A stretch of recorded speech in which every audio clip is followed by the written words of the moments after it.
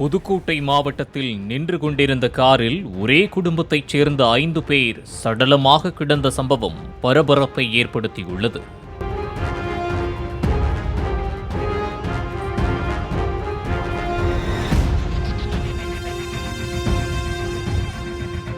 புதுக்கோட்டை மாவட்டம் திருச்சி காரைக்குடி தேசிய நெடுஞ்சாலையில் நகர சிவமடம் என்ற மடம் உள்ளது. இந்நிலையில் 25ஆம் தேதியன்று காலை 7 மணியளவில் அவ்வழியாக சென்ற காவலாளி ஒருவர் மடத்திற்கு முன்பாக வேகனார் கார் ஒன்று நீண்ட நேரமாக நிறுத்தப்பட்டிருப்பதை கண்டுள்ளார். முன்பக்க ஜன்னல் திறந்து இருந்த நிலையில் நின்று கொண்டிருந்த அந்த காரில் குடும்பத்தினர் உறங்குவதாக நினைத்துக் கொண்ட காவலாளி காரில் இருந்தவர்களை எழுப்ப முயற்சித்ததாக கூறப்படுகிறது. காருக்குள் 3 பெண்கள் 2 ஆண்கள் என மொத்தம் 5 பேர் இறந்து கிடந்தது தெரியவந்துள்ளது. இதனைக் கண்டு அதிர்ச்சியடைந்த காவலாளி உடனே போலீசாருக்கு தகவல் தெரிவித்துள்ளார்.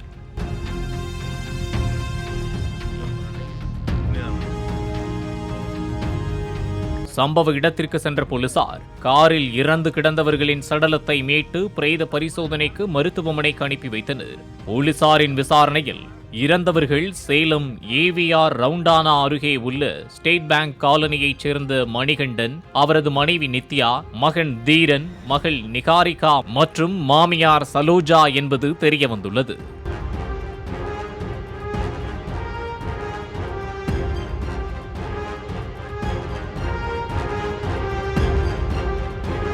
காரில் கடிதம் ஒன்றும் கண்டெடுக்கப்பட்டது.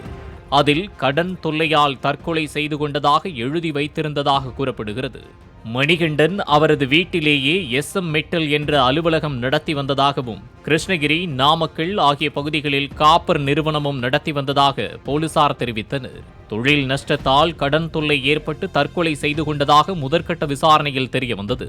காரில் மது பாட்டிலும் கப்புகளும் கண்டெடுக்கப்பட்டுள்ளதால் மதுவில் விஷம் கலந்து அருந்தினார்களா என்ற கோணத்திலும் போலீசார் விசாரணை மேற்கொண்டு வருகின்றனர். மேலும் சேலம் மாவட்டத்திலிருந்து புதுக்கோட்டைக்கு எதற்காக வந்தனர், எதற்காக நகர சிவமடம் அருகே காரை நிறுத்திவிட்டு தற்கொலை செய்து கொண்டுள்ளனர் என்பது குறித்து போலீசார் தீவிர விசாரணை நடத்தி வருகின்றனர்.